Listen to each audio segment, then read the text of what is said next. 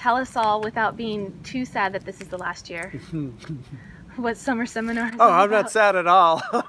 No, I mean, it is the final summer seminar. It's been a great journey.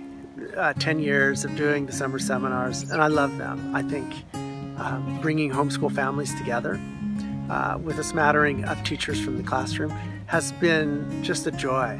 It's really been something that I've looked forward to, and this year for our final theme, it's going to be Cultivating Curiosity, which many people don't realize is the key in Waldorf education. It's really the key to the magic of Waldorf education.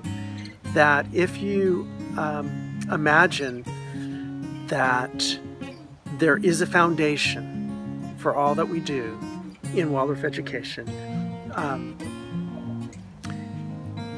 and to articulate that, to name it as Cultivating Curiosity, that it's the key, because when children become curious, the world then is something that's accessible to them.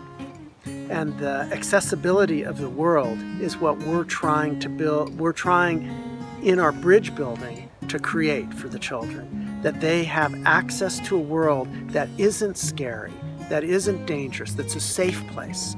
Not only is it a safe place, it's filled with treasure.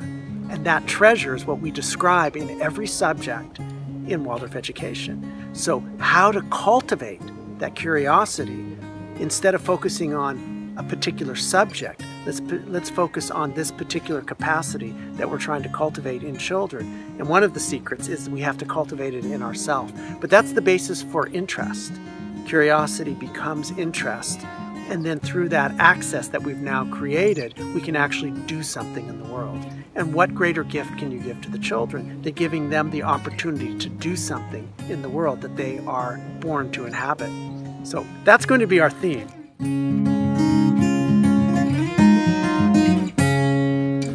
So we're going to have our camp. The older group will be doing fencing, circus arts, some drama, spatial dynamics, and hopefully hula hooping.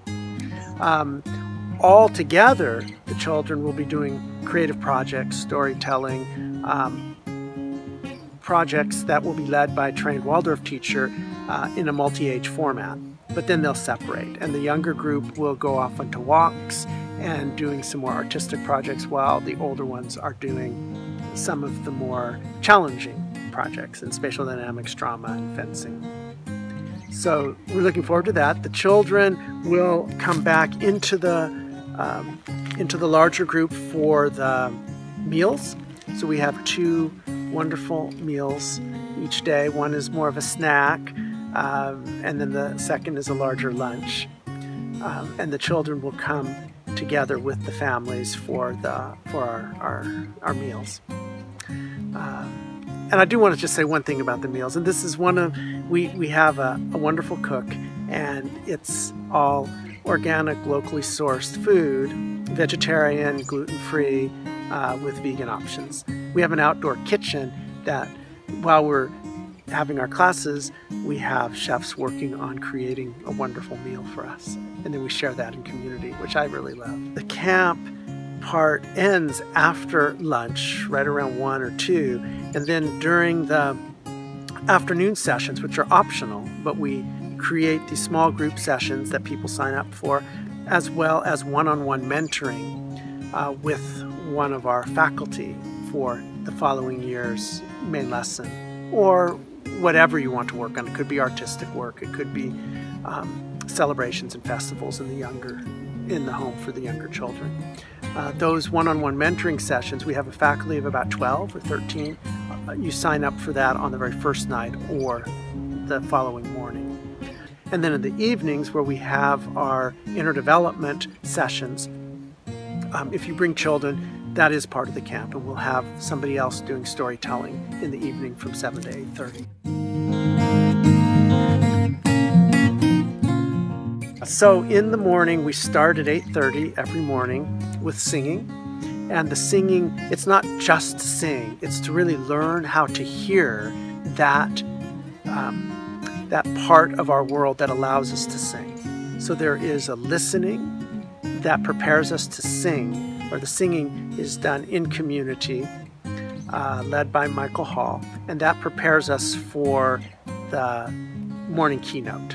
And so we'll have a keynote following the singing for about an hour leading up to our snack. And the keynotes will all be on the theme of cultivating curiosity. Then we have our snack as a community, lots of conversation, and then we move into doing eurythmy, followed by handwork on 2 of the days, and the following 2 days it's eurythmy followed by painting and drawing with Bruce Bischoff. Melanie does the handwork, and I think she's the foremost handwork teacher in the Waldorf world. And then we have lunch after that, and then we go on into the small group sessions and the one-on-one mentoring.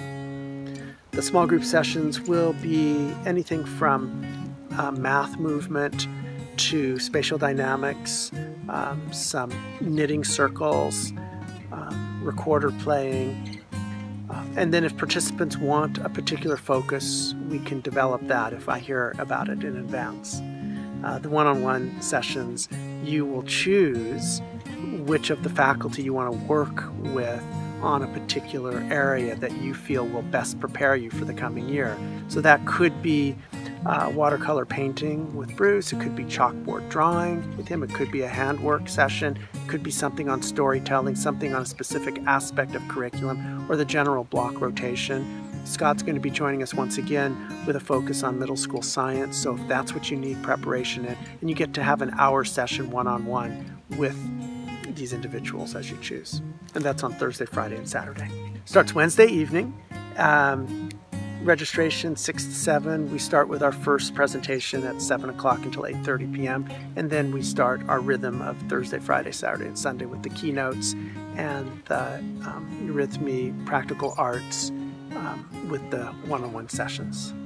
Oh, and if you want to, if you're interested, we will have, there's a discounted price for those using live ed curriculum, signing up by May 1st.